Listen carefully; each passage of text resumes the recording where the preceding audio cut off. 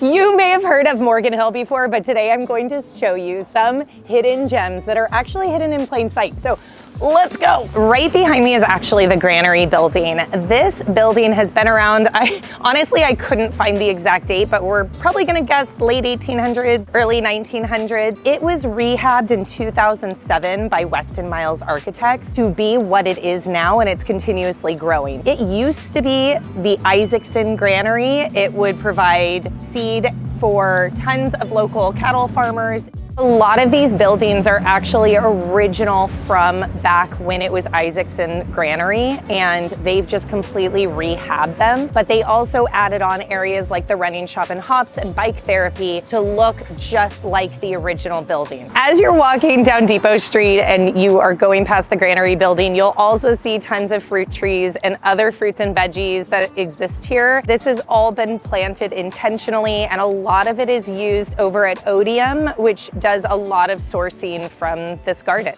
Morgan Hill became more of a destination in the late 1800s when they started running the railroad through this area. The reason it's called Morgan Hill is actually after the person, Hiram Morgan Hill. Everyone wanted to come here to Huntington Station, which is what they called it at the time, and they wanted to go to Morgan Hill's ranch.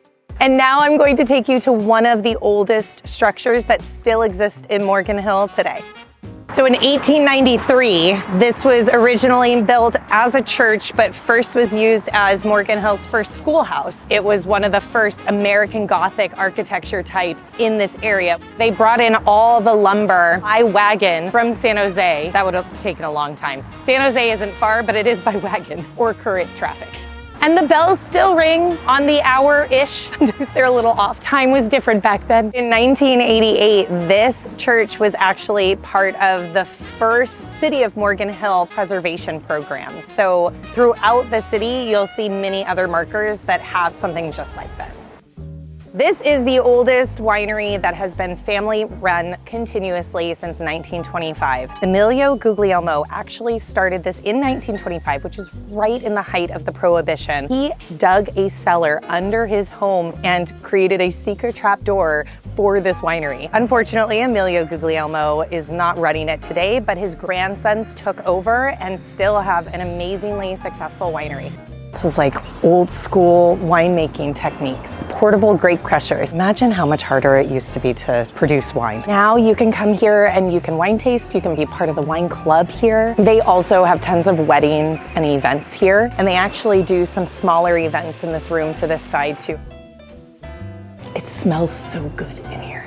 Wine and wood. That's just completely what it smells like, but in the best way possible.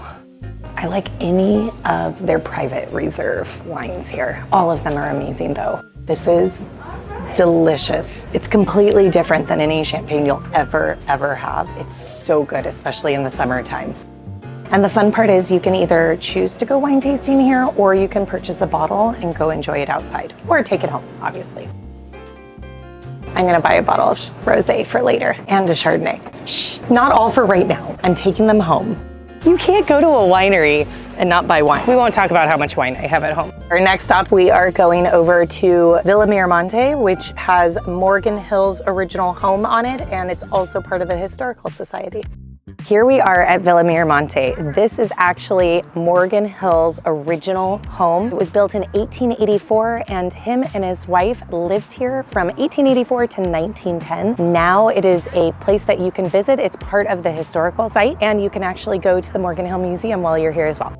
So if you come visit the Historic Museum and Mira Monte, you can actually take yourself on a walking tour, and each one of these plaques represents Morgan Hill, San Martin, and all of California history. So it's actually really cool. And most kids locally that go to schools in Morgan Hill go on a field trip at some point here.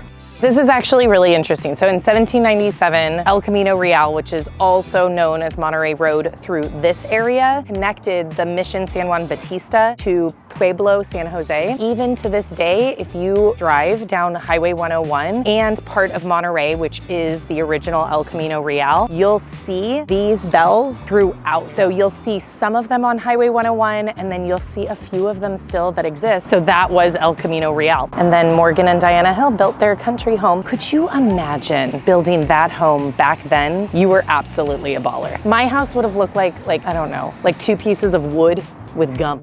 Oh, and here's 1893, First Church, the Methodist Episcopal. So in 1894, the first 4th of July parade was held in Morgan Hill. And to this day, the Morgan Hill 4th of July parade, people come from all over to come watch the parade and the fireworks celebration. It's one of our favorite holidays in Morgan Hill. So that was the end of our tour of hidden in plain sight historic places in Morgan Hill. I want to hear in the comments where you would be interested in seeing more of, or what else I missed. And I will see you later.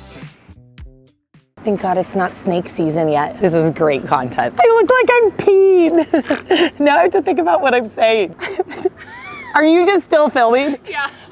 I'm like thinking about what I'm saying as I squat down. As you walk down Depot and you see the Granary buildings, you may also notice all of the fruit trees and different fucking shit.